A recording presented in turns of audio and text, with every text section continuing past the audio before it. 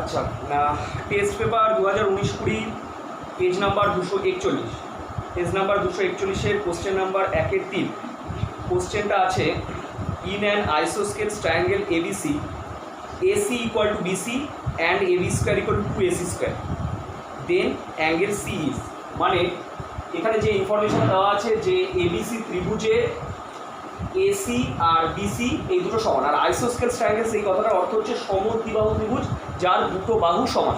তো প্রশ্নে বলে দিয়েছে AC আর BC এই দুটো বাহু সমান। আরেকটা ইনফরমেশন দিয়েছে কি, AB square equal to 2AC square, AB square equal to 2AC square। তো 2AC স্কোয়ারটাকে ভেঙে আমরা লিখতে পারি AC square plus AC square, দুটো AC স্কোয়ার। এবার যেহেতু AC আর BC অলরেডি সমান বলে দেওয়া আছে, যে কোনো একটা AC স্কোয়ারের জায়গায় আমি BC স্কোয়ার বসিয়ে দিলাম, যেহেতু AC আর BC সমান। তাহলে আলটিমেটলি আসছে কি AB square equal two AC square plus B square, মানে ABCর এমন একটা ত্রিভুজ যার একটা বাহুর বর্গ বাকি দুটো বাহুর বর্গের যোগফলের সাথে সমান, বর্গের সমষ্টির সমান। তা আমরা পিথাগোরাসের বিপরীত উপপাদ্য থেকে শিখেছি যে যদি কোনো ত্রিভুজের যে কোনো একটি বাহুর বর্গ অপর বিপরীত দুটি বাহুর বর্গের সমষ্টির সাথে সমান হয়, তাহলে সেটা একটা সমকোণী ত্রিভুজ হয়। এবং তাহলে সমকোণী ত্রিভুজ মানে হচ্ছে এই এবিটা অতিভুজ, অতিভুজের বিপরীত কোণ মানে সি কোণটা, এবি অতিভুজের বিপরীত কোণ সি কোণের মানটা হচ্ছে গিয়ে 90 degree, option B. Next question number 1-4 বলেছে, if the complementary angle of an angle is itself then the circular value of the angle is, বলে 4টে অপশন আছে। আচ্ছা, এই ক্ষেত্রে কোশ্চেনটা মানে হচ্ছে যদি কোনো কোণের পূরক কোণ সে নিজেই হয়, যদি কোনো কোণের পূরক কোণ সে নিজেই হয় তাহলে পরে সেই কোণটার বৃত্তীয় মান জানতে চেয়েছে। এবার এটা একমাত্র 45 ডিগ্রির ক্ষেত্রেই হয়, কারণ পূরক কোণ মানে হচ্ছে যাদের যোগফল, যে দুটো কোণের যোগফল যদি 190 ডিগ্রি হয় তাহলে তার একে অপরের পূরক কোণ হয়। এবার প্রশ্নে বলে দিয়েছে যে কোনো একটা কোণের পূরক কোণ সে নিজেই, তার মানে যদি x ডিগ্রিকে আমি সেই কোণটা ভাবি তাহলে তার পূরক কোণও সে নিজেই, এবং এই দুটোর যোগফল মিলে 90 ডিগ্রি হতে হবে, because they are complementary angle, মানে পূরক কোণ, তাই তাদের সমষ্টিটা 90। সেখান থেকে ক্যালকুলেশন করে আমরা এক্সটা পেলাম 45 ডিগ্রি, এটা হচ্ছে আমার ষষ্ঠিক মান। এবার এটারই বৃত্তীয় মান মানে সার্কুলার ভ্যালুটা চেয়েছে, তাহলে বৃত্তীয় মান মানে ডিগ্রি থেকে রেডিয়ানে ট্রান্সফার করতে হলে, বৃত্তীয়তে ট্রান্সফার করতে হলে আমরা জানি π/180 দিয়ে ডিগ্রি ভ্যালুটাকে মাল্টিপ্লাই করে দিতে হবে। সেক্ষেত্রে কাটাকুটি করে আমার রেডিয়ানে মানটা আসছে হচ্ছে π/4। আচ্ছা, এবার আমরা সত্য মিথ্যায় চলে যাব। তিনের ট্রু অর ফলস, তিনের দুয়েরটা বলেছে the x-1 whole square plus x-2 whole square plus x-3 whole square equal to 0 equation has 3 real roots, মানে তার 3টে বাস্তব বীজ আছে। ভালো কথা। তো প্রথম কথা, এটা হচ্ছে আমার গিভেন ইকুয়েশন, মানে প্রদত্ত সমীকরণ যেটাকে বলা হয়, x-1 whole square plus x-2 whole square plus x-3 whole square equal to 0। আমাকে জাস্ট চেক করতে হবে যে এই সমীকরণটার 3টে বাস্তব বীজ আছে ওদের কথা। প্রথমেই বলি, এটা কিন্তু একটা দ্বিঘাত সমীকরণ। দ্বিঘাত সমীকরণের কোনো দিন 3টে বীজ থাকতে পারে না, দ্বিঘাত সমীকরণের 2টো বীজ থাকে। যদি ত্রিঘাত হয় তাহলে তার 3টে বীজ থাকে। প্রথমেই বলি এটার 3টে বীজ হবে না। এবার তারপরে আরেকটু দেখতে হবে সেটার বাস্তব বীজের কথা বলেছে। সেখান থেকে বলি, আমরা জানি যে কোনো বাস্তব সংখ্যার বর্গের যোগফল যদি 0 হয় তাহলে তারা ইন্ডিভিজুয়ালি 0, এটা আমরা জানি যে কোনো বাস্তব সংখ্যার বর্গের যোগফল যদি 0 হয় তাহলে তারা ইন্ডিভিজুয়ালি 0 হয়। সেখান থেকে x=1, x=2, x=3 বেরোচ্ছে। আপাত দৃষ্টিতে দেখলে মনে হবে যে তাহলে এই সমীকরণটা তো 3টে বীজ, মানে সলভ করে বেরোলো x1, 2, 3। কিন্তু না, বীজ মানে হচ্ছে যদি সেটা প্রদত্ত সমীকরণকে সিদ্ধ করে, মানে যে মানগুলো আমি পেলাম সেটা যদি আমার এই ইকুয়েশনে বসালে স্যাটিসফাই করে 0 বেরোয়, তাহলে বলতে পারবো বীজ। আমি যদি x এর ভ্যালুটা 1 বসাই, 1 বসালে এটা 0 হবে, প্রথম টার্মটা আমার 0 হবে, কিন্তু দ্বিতীয় আর তৃতীয় এই দুটো টার্ম 0 হবে, তাহলে কখনোই 1টা বীজ হচ্ছে না। ঠিক একইভাবে 2 বসালে সেকেন্ডের টার্মটা 0 হবে, ফার্স্ট আর থার্ডের টার্মটা 0 হবে না, তাহলে বীজ হবে না। 3 বসালে শুধু লাস্টের টার্মটা 0 হয়ে যাবে, প্রথম দুটো টার্ম কিন্তু ভ্যালু আসবে, তার মানে 0 হচ্ছে না, তার মানে এরা বীজ নয়। তো সেক্ষেত্রে আমার উক্তিটি মিথ্যা হলো। নেক্সট কোশ্চেন নাম্বার 4, তিনের কোশ্চেন নাম্বার 4টা বলেছে যে if cos theta into cosec 17 degree equals to 1 then theta equal to 73 degree। সত্য মিথ্যা চেক করতে বলেছে।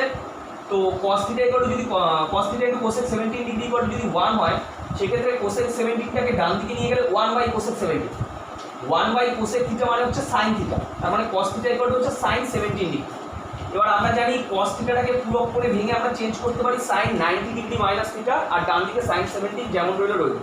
বোথ সাইডে sin ক্যান্সেল হয়ে গেলে 90 degree minus theta equal to 17 degree, সেখান থেকে 17 ডিগ্রিটা এদিকে বিয়োগ করে দিলে থিটা ইকুয়াল টু হচ্ছে 73 ডিগ্রি।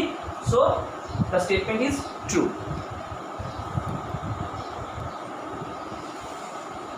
আচ্ছা, নেক্সট আমাদের কোশ্চেন নাম্বার 3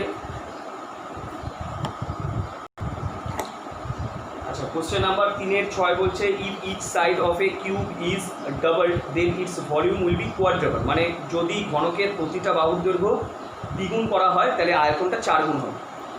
তো এখানে আমার ধরে নিলাম ঘনকের প্রাথমিকভাবে বাহুর দৈর্ঘ্যটা হচ্ছে x একক, তাহলে প্রাথমিক আয়তনটা কী হবে? ঘনকের বাহুর দৈর্ঘ্য জানা থাকলে আয়তন হচ্ছে বাহুর কিউব, তার মানে x কিউব ঘন একক। ঘনকের অন্তিম বাহুর দৈর্ঘ্য বলেছে ডাবল করতে, তার মানে আগেরটা যদি x ধরা হয় তাহলে পরেরটা হচ্ছে 2x, তাহলে অন্তিম আয়তনটা কী হবে? বাহুর কিউব, মানে 2x তার whole cube, that is 8x cube ঘন একক হলো। এবার তার মানে আগের আয়তনটা ছিল x কিউব, পরের আয়তনটা হলো 8x কিউব, মানে 8 গুণ হয়েছে। আর প্রশ্নে ওরা বলেছে 4 গুণ, কোয়াড্রাপল 4 গুণ, তার মানে উক্তিটি হচ্ছে আমার মিথ্যা।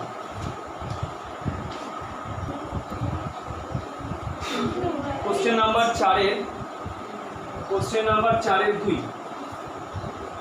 বলেছে, 4-2 কোশ্চেনটা হচ্ছে the price of a machine depreciates at a constant rate per annum in the year 2017 and 2018 if the price of the machine was rupees 25,000 and rupees 19,360 respectively, then find the rate of depreciation. এটা clearly হচ্ছে সমহার বৃদ্ধি হ্রাসের অঙ্ক। প্রথম কথা এখানে ডেটাগুলো যা যা দিয়েছে, প্রথম কথা 2017 সালে মেশিনটার দাম ছিল 25,000 টাকা, আর 2018 সালে মেশিনটার দাম হচ্ছে 19,360 টাকা, তাহলে বোঝাই যাচ্ছে যে মেশিনের দামটা হ্রাস করেছে। ওরা সেই হ্রাসের হারটাই জানতে চেয়েছে। এই যে 25,000 টাকা থেকে কমে যে পরের সালে 2018 সালে মেশিনটার দাম 19,360 টাকা হলো, এটা একটা কনস্ট্যান্ট রেটে ডেপ্রিশিয়েট করেছে, মানে হ্রাস হয়েছে। এই মূল্য হ্রাসের হারটাকে আমি ধরলাম R%।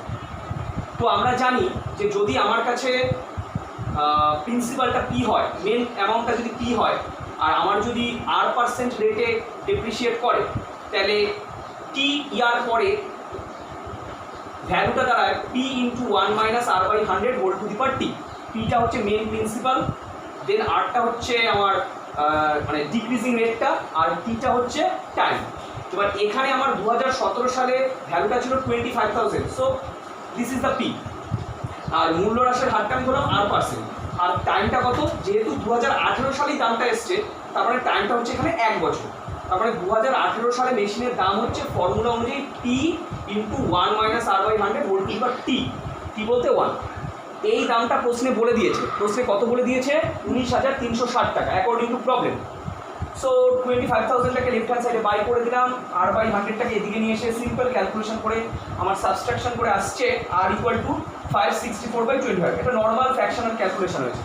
তো 564/25 মানে 22.56। তো আমার ডিক্রিজিং রেটটা হচ্ছে 22.56%। Question number 4-6। কোশ্চেন নাম্বার 4-6টা বলেছে PQRS is a cyclic quadrilateral where PQ is the diameter of the circle if angle PRA equal to 50 degree। এখানে প্রিন্টিং মিস্টেক আছে, এটা অ্যাঙ্গেল PRS হবে, PRS equal to 50 degree, then find QPS। So according to question এই হচ্ছে আমার PQRS cyclic quadrilateral, মানে বৃত্তস্থ চতুর্ভুজ। বৃত্তস্থ চতুর্ভুজ মানে আমাদের মাথায় একটা মেন জিনিস যেটা আসবে যে বিপরীত কোণগুলোর যোগফল হচ্ছে আমার 180 ডিগ্রি, যেটাকে বলা হয় বিপরীত কোণগুলো পরস্পর সম্পূরক। এবার অ্যাকর্ডিং টু প্রবলেম এখানে যে ইনফরমেশনটা ফার্স্ট ওরা প্রোভাইড করেছে, অ্যাঙ্গেল PRS এটা 50 ডিগ্রি, আর যেহেতু PQটা ডায়ামিটার মানে ব্যাস বলে দিয়েছে, PQ ব্যাস অর্থাৎ PRQ এটা একটা অর্ধবৃত্তস্থ কোণ। PRQ অর্ধবৃত্তস্থ কোণ, ব্যাসের ওপরে যেহেতু PRQ কোণটা আছে, সো এটা একটা অর্ধবৃত্তস্থ কোণ মানে হচ্ছে 90 ডিগ্রি। তো সেক্ষেত্রে 50 + 90 ইকুয়াল টু হচ্ছে 140 ডিগ্রি, মানে অ্যাঙ্গেল QRS এটা হচ্ছে আমার 140 ডিগ্রি। ঠিক আছে, এইবার এই অ্যাঙ্গেলটা যদি QRSটা যদি 140 ডিগ্রি হয়, তাহলে এর বিপরীত কোণটা হচ্ছে আমার QPS, তার মানে এই অ্যাঙ্গেলটা বেরিয়ে যাবে 180 - 140 মানে হচ্ছে 40 ডিগ্রি। তাহলে অ্যাঙ্গেল QPSটা হচ্ছে আমার 40 ডিগ্রি, যেহেতু বৃত্তস্থ চতুর্ভুজের বিপরীত কোণগুলোর যোগফল 180 ডিগ্রি। তো এটা কোশ্চেন নাম্বার 4-9টা বলেছে if r cos alpha equal to half r sin alpha equal to √3/2 then find the value of r and alpha। আচ্ছা এখানে তাহলে দুটো ইনফরমেশন দিয়ে দেওয়া আছে, r cos alpha হচ্ছে হাফ, r sin alpha হচ্ছে √3/2। এবার আমরা যদি 2/1 বা 1/2 করি তাহলে 2 নম্বর ভাগ 1 নম্বর করলে বাঁ দিকে r sin alpha by r cos alpha, ডান দিকে √3/2 বাই হাফ, 2 কেটে গেল, তাহলে আর কেটে গেলে সাইন বাই কস হচ্ছে tan আলফা, এদিকে হচ্ছে √3। tan কত ডিগ্রির ভ্যালু √3 হয়? tan 60 ডিগ্রির ভ্যালু √3 হয়, সেক্ষেত্রে আলফার ভ্যালুটা হচ্ছে 60 ডিগ্রি। এই আলফার মানটাকে আমরা 1 নম্বর বা 2 নম্বর কোনো একটায় বসালাম। সাপোজ আমরা 1 নম্বর সমীকরণটায় আলফার মানটা বসালাম, তাহলে r cos 60 degree equal to half, cos 60 value half, half কেটে গেলে r ইকুয়াল টু হচ্ছে 1। কোশ্চেন নাম্বার 10 বলেছে the sum of the dimensions of a rectangular paralleloparallel is 8 semi. If the total surface area is 28 square centimeter, then find the length of its diagonal।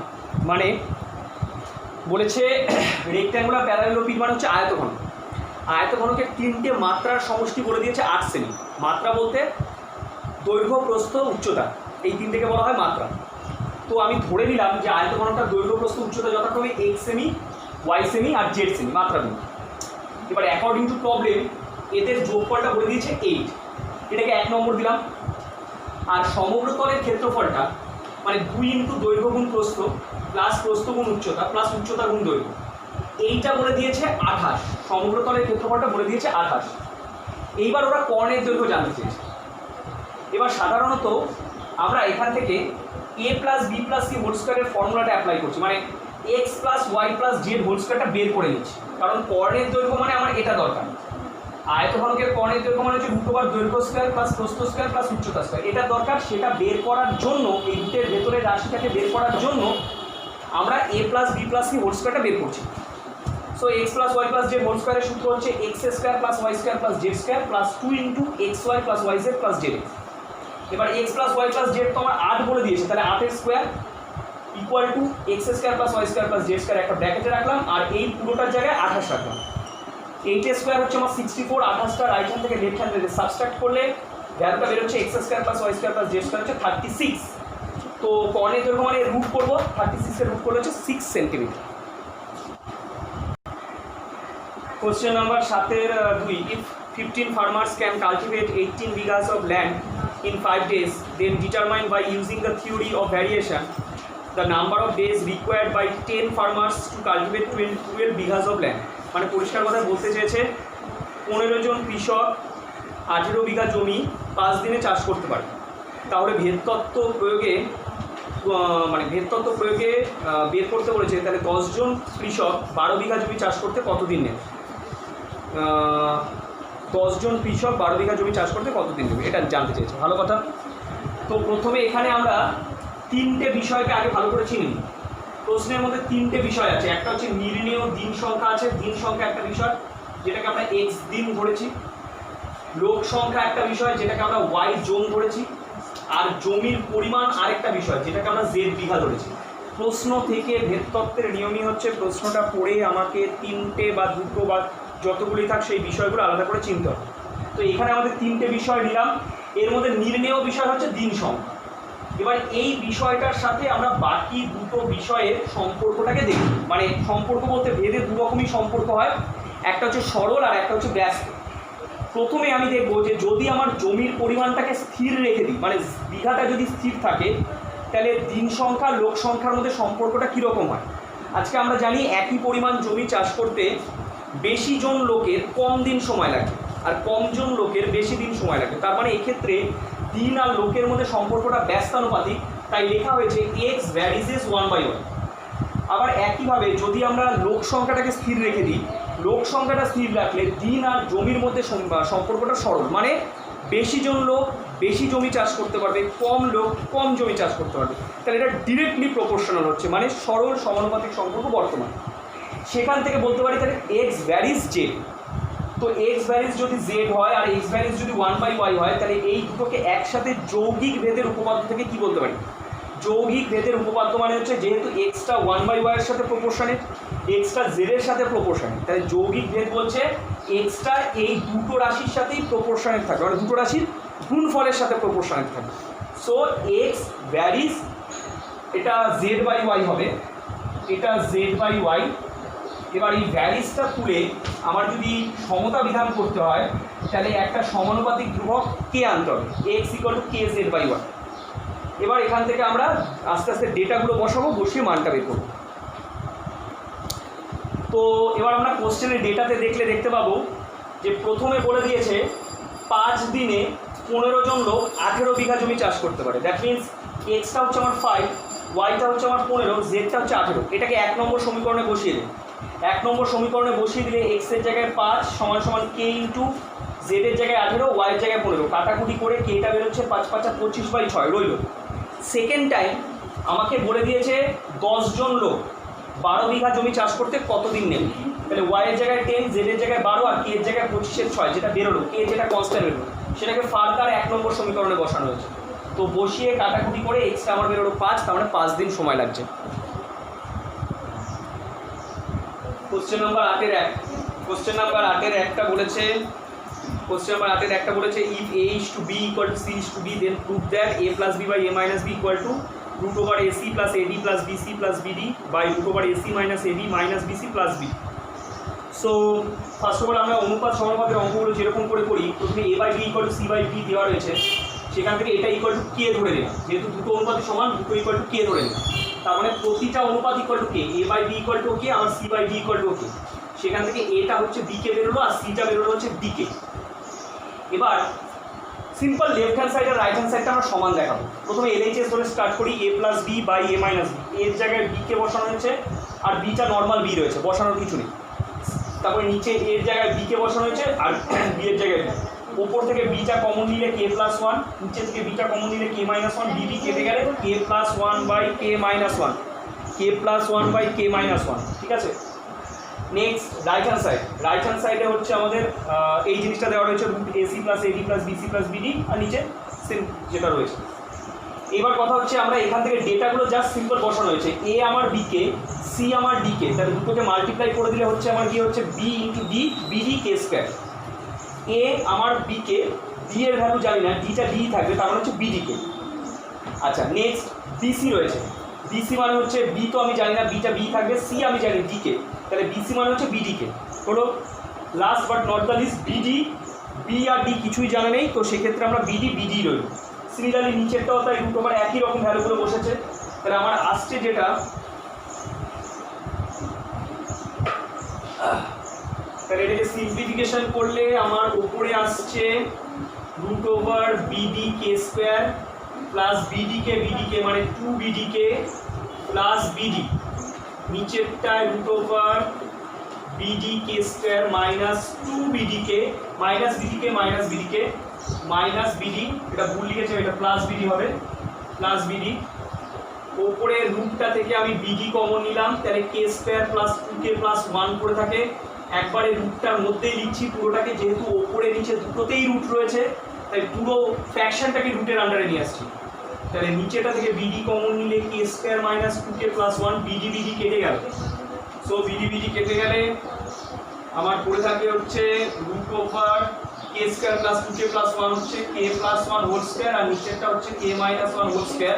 রুটটা কেটে গেলে k plus 1/k minus 1, এটা আমার RHS এ বেরোলো, আর LHS ও আমার এই জিনিসটাই বেরিয়েছিল। সুতরাং LHS = RHS। ওকে, আচ্ছা 12/2 মানে হচ্ছে গিয়ে বলেছে if cos 73 degree = a/b then show that 1/cos 17 minus sin 73 degree = a² b × √b² - a²। তো প্রথমে আমরা যেটা দিয়ে শুরু করছি, cos 73 ডিগ্রির ভ্যালুটা এখানে দেওয়া রয়েছে a/b, তো সেখান থেকে আমরা sin 73 ডিগ্রির ভ্যালুটা বের করে নিচ্ছি। কীভাবে? কারণ আমরা জানি যে sin θ = √1 - cos² θ। So sin 73 degree মানে হচ্ছে √1 - cos² 73 ডিগ্রি। cos 73 এর ভ্যালুটা a/b বসিয়ে দেওয়া হয়েছে, cos² 73 মানে 1 - a² b²। রুটের ভেতরে ক্যালকুলেট করলে b² - a² আর লসাগু হচ্ছে b²। রুটটা অ্যাপ্লাই করে দিলে root over B square minus A square উপরে আর বি স্কয়ারের রুট করে বিটা নিচে, এই হচ্ছে সাইন থিয়ারম হলো। নেক্সট এবার আমার সাইন থিয়ারম ছাড়া আরও একটা জিনিস লাগবে, কস 17 লাগবে। তো কস 73 ডিগ্রির ভ্যালুটা তো প্রশ্নে দিয়ে দিয়েছে এ বাই বি, এটাকে একটু ম্যানিপুলেট করছি। ম্যানিপুলেট মানে 73 ডিগ্রিকে ভেঙে আমরা লিখতে পারি 90 মাইনাস 70, বাকি যা আছে সেম তাই রাখুন। কস 90 মাইনাস থিটা মানে হচ্ছে সাইন থিটা, তার মানে sine 17 degree equal to A by B, এটা রইল। সাইন 17 যদি এ বাই বি বেরোয় তাহলে কস 17 কী হবে, কস থিটা মানে root over 1 minus sine square theta 1 minus A square by B square, simplification করলে এই হচ্ছে আমার কস 17। এবার এখান থেকে আমাকে প্রমাণ করতে হবে যেটা লেফট হ্যান্ড সাইড থেকে, তাহলে লেফট হ্যান্ড সাইডে আমাকে রয়েছে 1 by cos 17 minus sine 73 degree. 1 by cos 17 মানে হচ্ছে 1 by root over B square minus A square by B, sine 73 বেরিয়েছিল হচ্ছে root over B square minus A square by B. এটাকে যদি উল্টে দিই তাহলে বিটা উপরে যাবে, root over B square minus A স্কয়ারটা নিচে, এদিকে root over B square minus A square by beta এখানে। রাইট হ্যান্ড সাইডটা ক্লারিফিকেশন করলে B into root over B square minus A square লসাগু হলো, তাহলে লসাগু হলে বি গুণ করে দিলে B square minus root B square minus A square, root B square minus A square গুণ করলে রুটটা উঠে যাবে। So B square minus B square minus minus A plus A square by B into root over B square minus A square, B square কেটে দাও, a square by b into root over b square minus a square. So this is ultimate proof.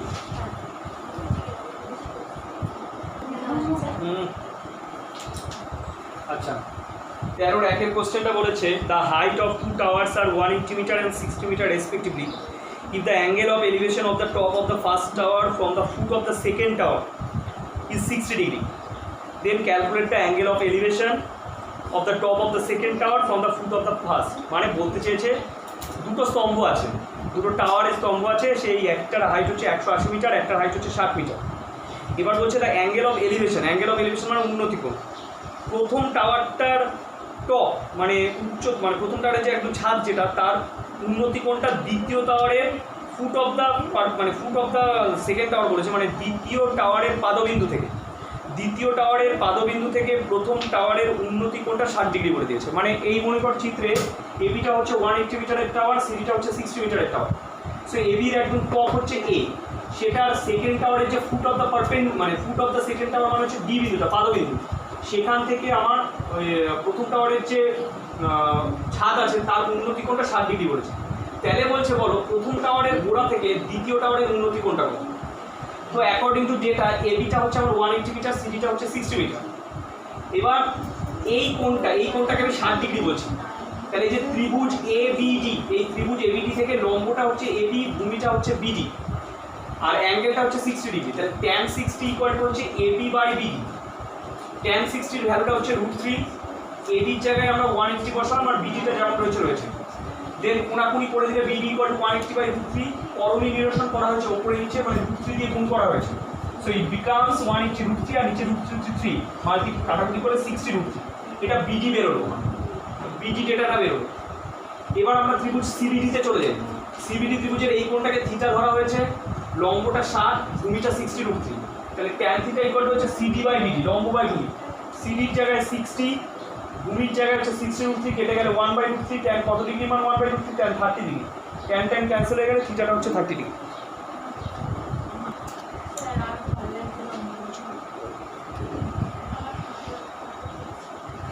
আচ্ছা question number 14.2টা বলেছে if two solid sphere with radius 1 cm and 6 cm lengths are melted and hollow sphere with the thickness of 1 semi is made, then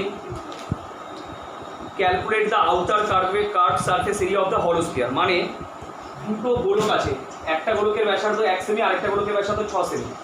এই দুটো গোলককে গলিয়ে একটা ফাঁপা গোলক তৈরি করা হয়েছে, যার থিকনেস মানে পুরোটা বলে দিয়েছে 1 সেমি। তাহলে বলছে এই ফাঁপা গোলকটার বাইরে বক্রতলের ক্ষেত্রফলটা কত।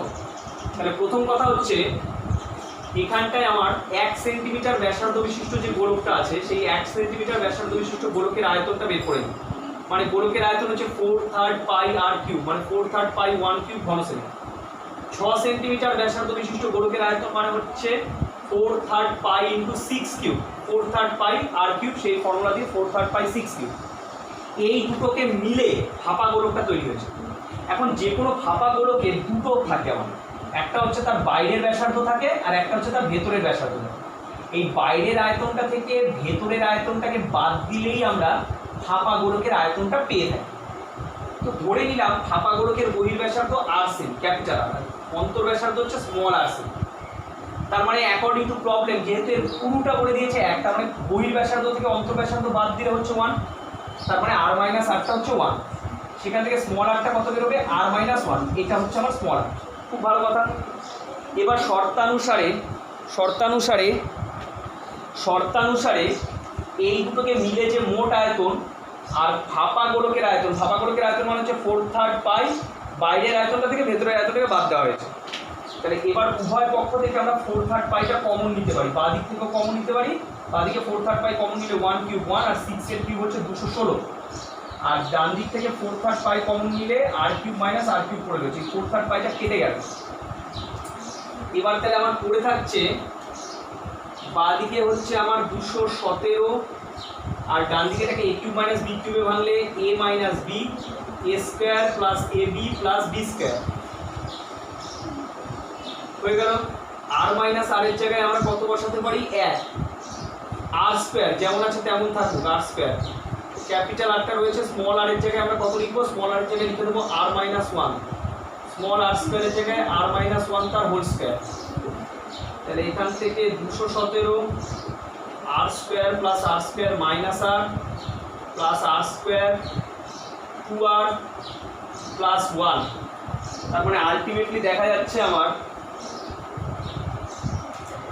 এখানে আর স্কয়ারটা 3r স্কয়ার, তিনটে আর স্কয়ার আসছে, মাইনাস আর মাইনাস স্কয়ার হচ্ছে মাইনাস 3r, আর 217টাকে এদিকে নিয়ে আসবে 1 মাইনাস 217 মানে মাইনাস 216, 3টা কমন নিয়ে কেটে দিলে আর স্কয়ার মাইনাস আর, 3 7 21, 3 গুণে 6 72। তাহলে এখান থেকে R square minus 9r plus 8r minus 72 equal to 0, middle term factor করছি, আর কমন নিলে R minus 9 plus 8, capital R করে হবে R minus 9 equal to 0, R minus 9 common, R plus 8 equal to 0। তাহলে সুতরাং হয় আর মাইনাস 9 ইকুয়াল টু 0, তাহলে R equal to হচ্ছে 9, অথবা আর প্লাস 8 ইকুয়াল টু 0, তাহলে আর ইকুয়াল টু হচ্ছে minus 8। R equal to minus 8 এটা হচ্ছে অসম্ভব, কারণ নেগেটিভ হবে না, এই জিনিসটা হচ্ছে অসম্ভব। তাহলে আর ইকুয়াল টু বহির্ব্যাসার্ধটা 9 বেরিয়েছে। এবার ওরা জানতে চেয়েছে প্রশ্নে আলটিমেটলি বাইরের বক্রতলটার ক্ষেত্রফল, বাইরের ফাঁপা গোলকের